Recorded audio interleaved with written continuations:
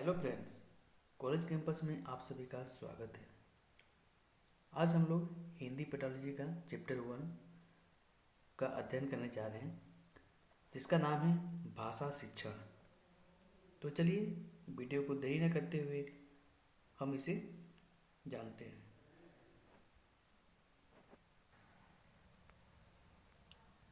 तो देखिए, पहले हम लोग जानेंगे कि भाषा शिक्षण क्या है। ठीक है, तो उसी प्रकार हम लोग आगे बढ़ेंगे उसके बाद। तो चलिए देखते हैं कि भाषा शिक्षण क्या होता है। अब देखिए, भाषा का क्या मतलब होता है कि एनसीईआरटी के द्वारा, ठीक है, यानी कि ये जो देख पा रहे हैं भाषा के शब्द में क्या बोला जा रहा है कि एनसीईआरटी के शब्दों में जब हम अपने भावों और विचारों को लिखकर अथवा बोलकर प्रकट करते हैं, उसे क्या कहते हैं, उसे हम भाषा कहते हैं।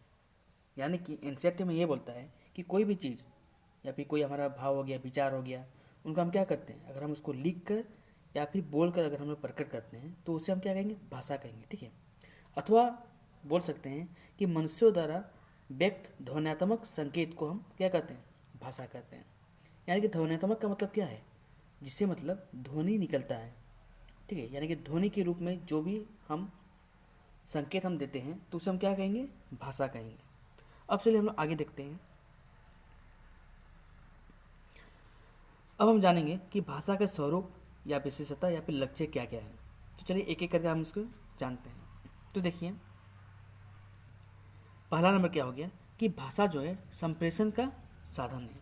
अब संप्रेषण का मतलब क्या होता है, संप्रेषण का मतलब होता है कम्युनिकेशन, अर्थात भाषा के माध्यम से ही हम एक दूसरे के साथ क्या करते हैं, अपने विचारों का आदान प्रदान करते हैं।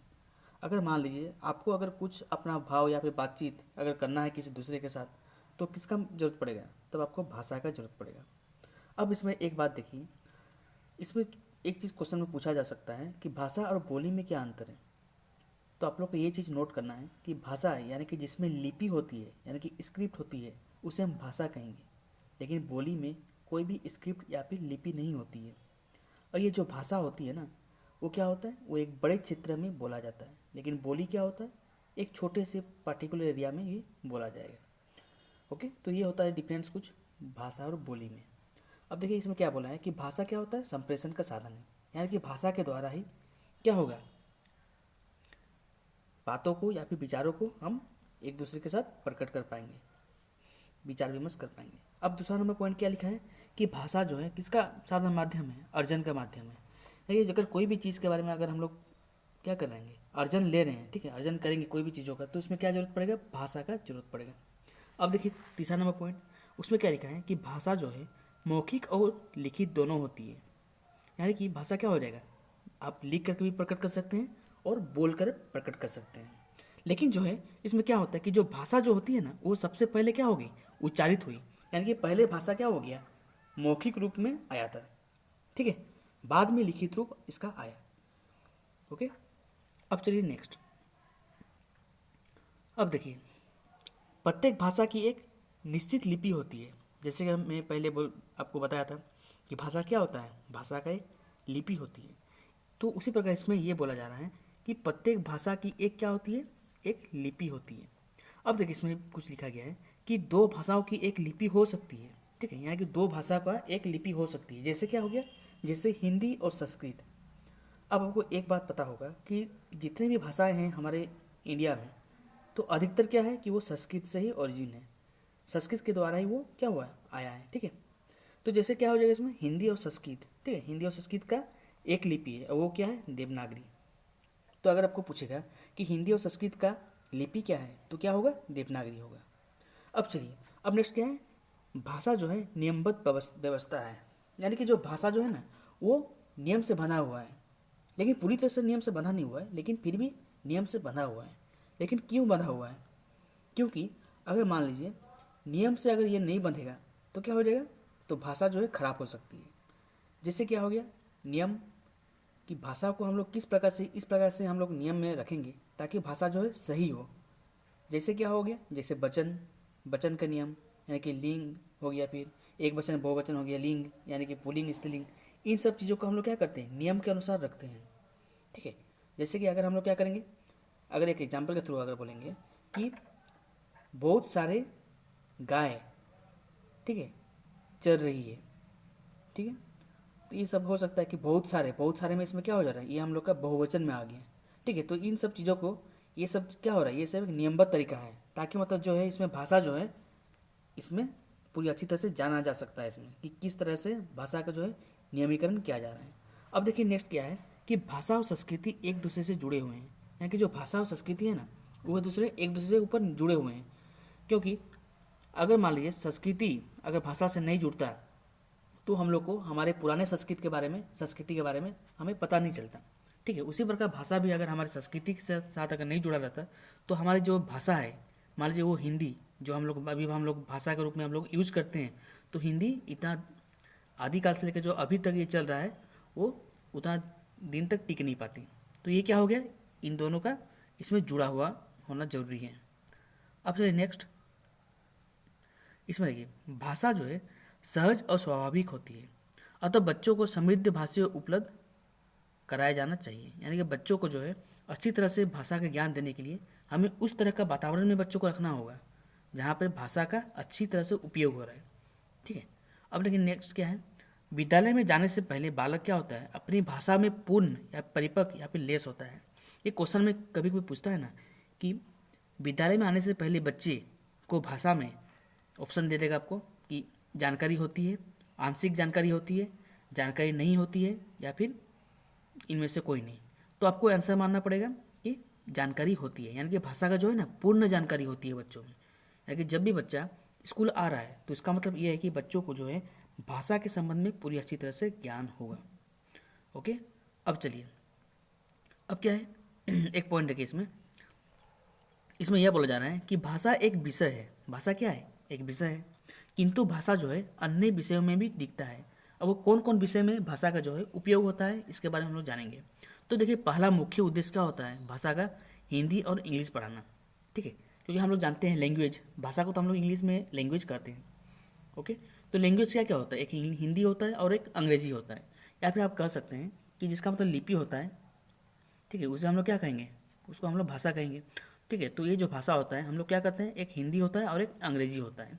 ओके, अब देखिए इसका मुख्य उद्देश्य यही होता है कि जो कि हिंदी और अंग्रेजी को पढ़ाना, और इसका गौण उद्देश्य क्या होता है, सेकेंडरी मतलब जो एम होता है उसका क्या होता है, गणित पढ़ाना, समाज पढ़ाना और विज्ञान पढ़ाना। समाज का मतलब हो गया आपका सोशल साइंस, यानी कि जो भी हम लोग गणित पढ़ाते हैं, सोशल साइंस पढ़ाते हैं या फिर साइंस पढ़ाते हैं, ये भी भाषा को उपयोग करके ही पढ़ाया जाता है। ओके, तो इस प्रकार से क्या होता है, भाषा का जो है विषय पर प्रभाव होता है, अलग अलग विषय पर प्रभाव हो सकता है। अब चलिए नेक्स्ट देखते हैं। अब देखिए कुछ नियम है भाषा का। ठीक है, भाषा शिक्षण के कुछ नियम है, उन नियम को बस आप लोग को बस थोड़ा सा देखना है। तो क्या क्या नियम है उसके बारे में थोड़ा जान लेते हैं। पहला देखिए मूढ़ से अमूढ़ की ओर, दूसरा क्या है ज्ञात से अज्ञात की ओर, फिर है अनिश्चित से निश्चित की ओर, फिर विश्लेषण से संश्लेषण की ओर। ओके, फिर देखिएगा मनोवैज्ञानिक से तार्किक की ओर, उसके बाद है विशेष से सामान्य की ओर और सरल से जटिल की ओर। यानी कि ये सब जो है हम लोग का भाषा शिक्षण के नियम है। तो बस इन सभी चीज़ों का आप लोग को याद रखना है। ओके, अब चलिए हम लोग कुछ क्वेश्चंस को हम लोग डिस्कस कर लेते हैं। अब देखिए पहला नंबर क्वेश्चन आप लोग देख पा रहे होंगे, जैसे कि प्राथमिक स्तर पर भाषा शिक्षण का उद्देश्य है बच्चों को, यानी कि जो इसमें पूछा जा रहा है कि बच्चों को जो है प्राथमिक स्तर पर भाषा शिक्षण का उद्देश्य क्या होता है, देखिए बच्चों को जो है भाषा शिक्षण क्यों जरूरी है। तो इसमें देखिए ऑप्शन देखिएगा क्या क्या दिया गया है कि अक्षरों की बनावट के प्रति सचेत करना, या फिर सहज अभिव्यक्ति का अवसर देना, या फिर मातृभाषा की लिपि को पहचान करवाना, या फिर व्याकरणीय नियम को कंठस्थ करवाना।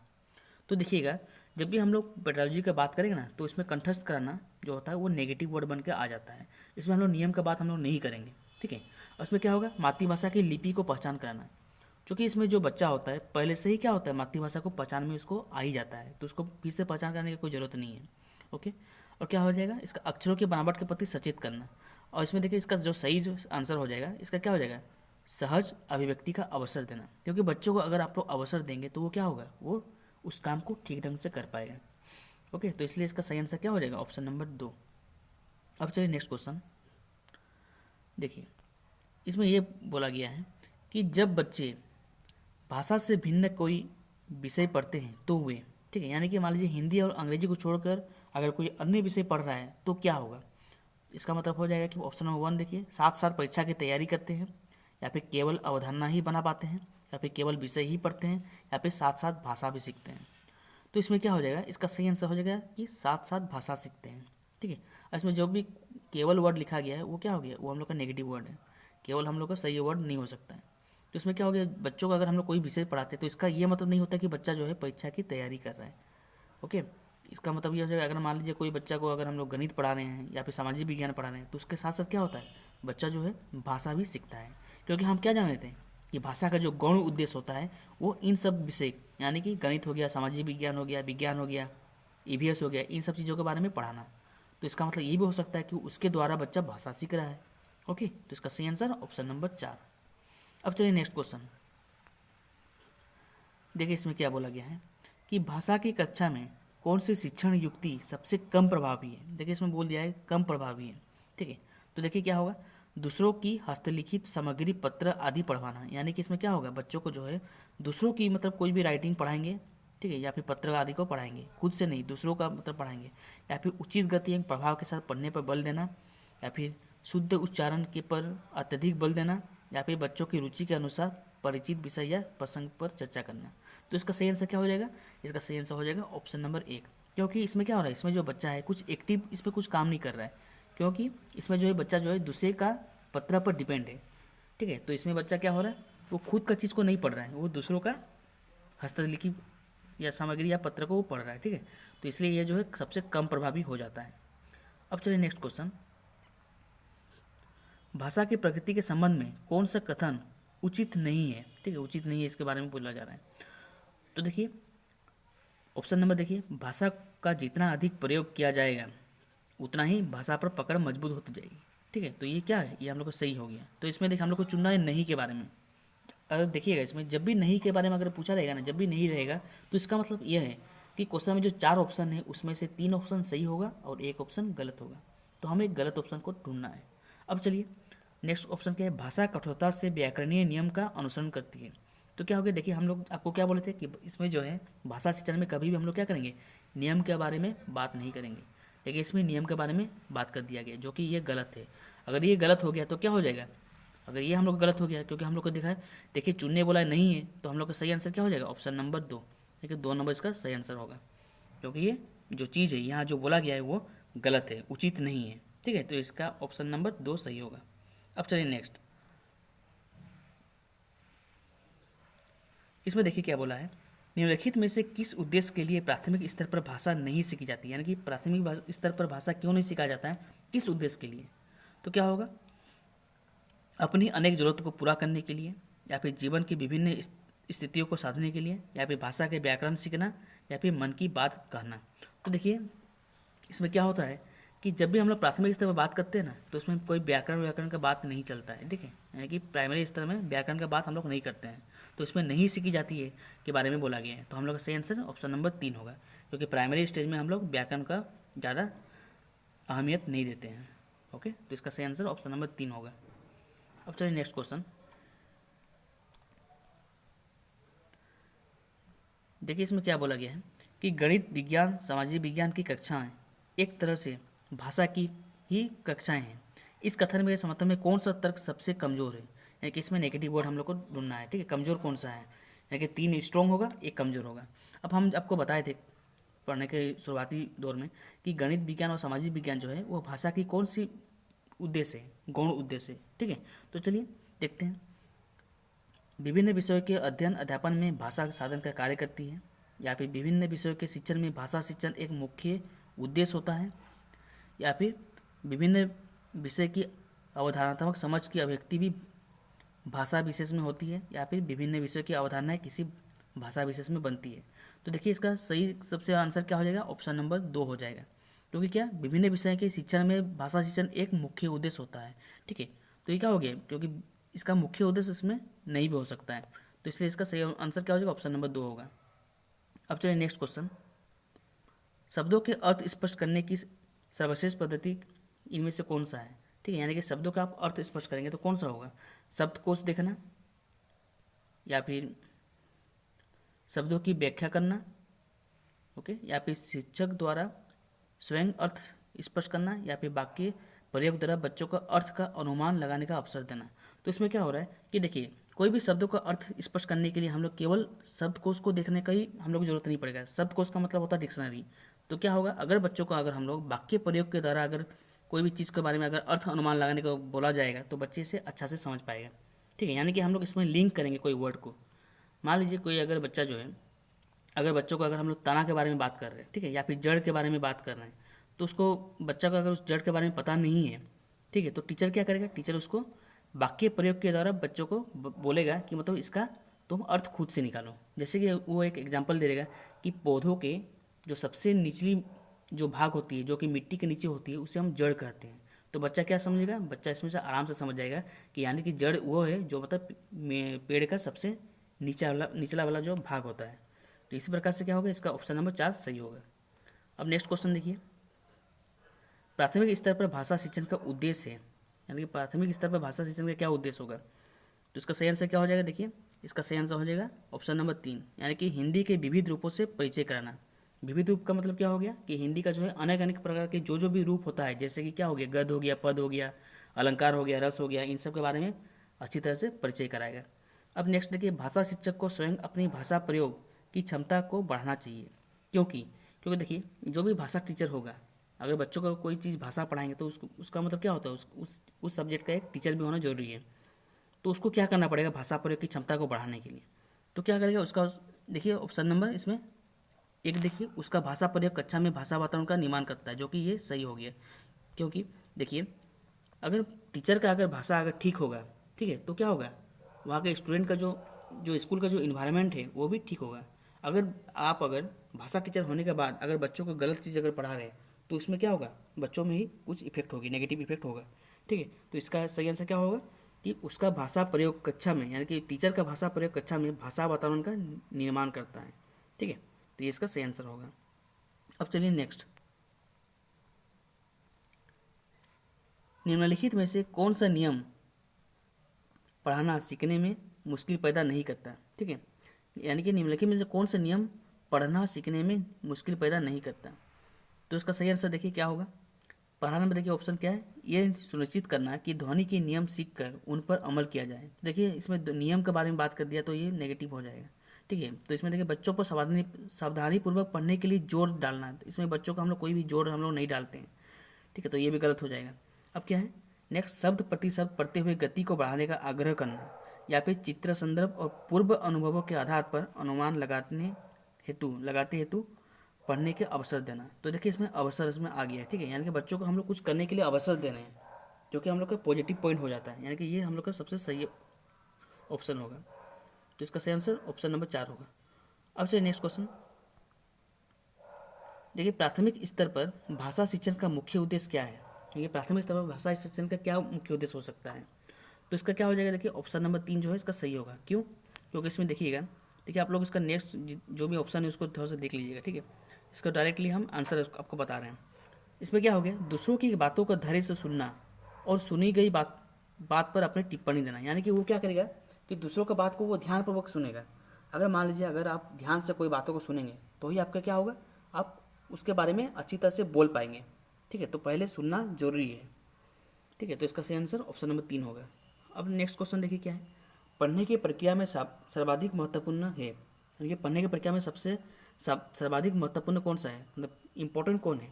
देखिए वर्णमाला का क्रमिक ज्ञान, वर्णमाला मतलब जानते हैं कि क ख ग घ अंग च छ ज झ, मतलब ये सब जो है पूरा क्रमिक ज्ञान होना चाहिए, ये सब के बारे में पता होना चाहिए। या फिर शब्दों को पढ़ने की कुशलता, यानी कि शब्द को वो अच्छी तरह से पढ़ पा रहा है। या फिर वाक्य को पढ़ने की कुशलता, यानी कि वाक्य मतलब क्या होता है, पूरी तरह से पूरा वाक्य को पूरा अच्छा से पढ़ेगा। या फिर पढ़ी गई पाठ्य पुस्तक का अर्थ ग्रहण करना। तो ये हम लोग का सही आंसर हो जाएगा। यानी कि जो भी वो बच्चा जो है पाठ्य पुस्तक से पढ़ा है उसका वो इजीली क्या कर रहा है, अर्थ ग्रहण कर पा रहा है। ठीक है, यानी कि अर्थ जान पा रहा है, तो वही तो सबसे इंपॉर्टेंट होता है ना, अर्थ ग्रहण करना। तो इसका सही आंसर ऑप्शन नंबर 4 हो जाएगा। अब चलिए नेक्स्ट क्वेश्चन, एक भाषा शिक्षक के रूप में आप अपनी क्या जिम्मेदारी महसूस करते हैं। यानी कि मान लीजिए अगर आप एक क्या है भाषा शिक्षक हैं, तो उसमें आप अपना क्या जिम्मेदारी महसूस करते हैं। तो चलिए पढ़ते हैं, समय सीमा के भीतर भाषा का पाठ्यक्रम पूर्ण करना, यानी कि सिलेबस को जो है हम लोग पूरा समय में ही हम लोग पूरा कंप्लीट करेंगे ये वाला। या फिर समय सीमा के भीतर पाठ्यपुस्तक पूर्ण करना, यानी कि पूरा किताब हम लोग पूरा ख़त्म कर देंगे टाइम के अनुसार। या फिर बच्चों का भाषा के विविध स्वरूप और प्रयोगों से परिचित करना, यानी कि जो जो भी बच्चों का जो भी मतलब क्या है भाषा के रिलेटेड जो भी स्वरूप है और उसका परिचय से हम क्या करेंगे, उसका जो प्रयोग है उसका हम लोग परिचय कराएंगे। या फिर बच्चों द्वारा भाषा परीक्षाओं में अच्छे अंक लाना, तो इसमें क्या होता है बच्चों का इसमें अंक के द्वारा से हम लोग मूल्यांकन नहीं करेंगे। तो इसका सही आंसर क्या हो जाएगा, ऑप्शन नंबर 3। ठीक है, यानी कि इसमें क्या हो रहा है, भाषा के बारे में विभिन्न तरह की जानकारी बच्चों को दे रहा है, तो इसलिए इसका सही आंसर 3 हो जाएगा। अब चलिए नेक्स्ट क्वेश्चन,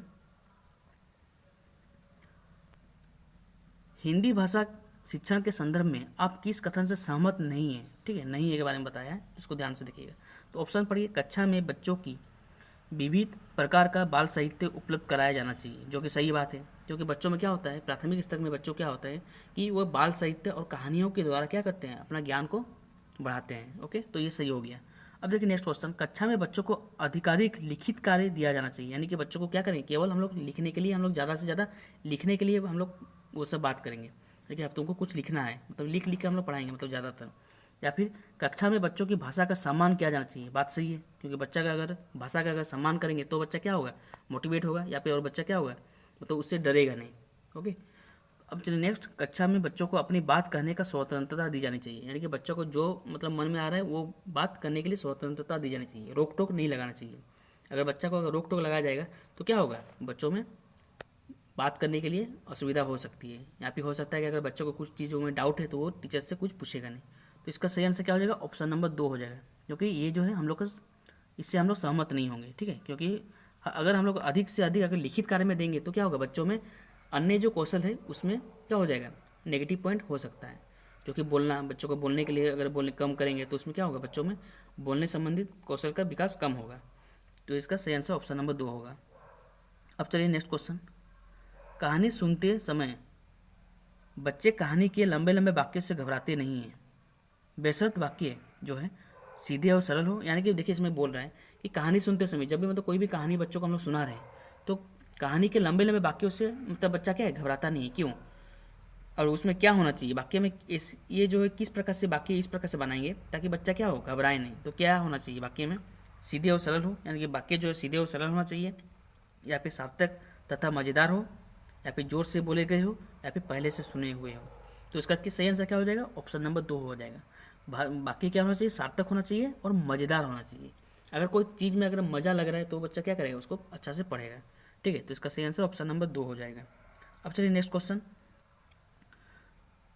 देखिए इसमें क्या बोला है, निम्नलिखित में से कौन सा कथन प्राथमिक स्तर पर भाषा सीखने के एक महत्वपूर्ण उद्देश्य की ओर संकेत करता है। तो देखिए, संज्ञा सर्वनाम विशेषण और वचन का शुद्ध पहचानना, या फिर भाषण या फिर वाद विवाद और कविता पाठ में भाग लेना, या फिर भाषा को अपने परिवेश एवं अनुभव को समझने का माध्यम बनाना, या फिर गणित के पाठ्यक्रम के अनुरूप हिंदी में संख्याएं जानना। तो देखिए इसमें भाषा का अगर इसमें बात हो रहा है तो इसमें गणित कहाँ से घुस आएगा, तो ये क्या हो जाएगा, ये हम लोग का गलत हो जाएगा। अब देखिए प्राथमिक स्तर का बात इसमें किया जा रहा है, प्राथमिक स्तर इसमें बोला गया है, तो इसमें वाद विवाद जो है ये होने वाले नहीं है, क्योंकि वाद विवाद जो है बच्चों के, छोटे बच्चों में ये नहीं होता है, फ्लो नहीं होता है, तो ये भी गलत हो जाएगा।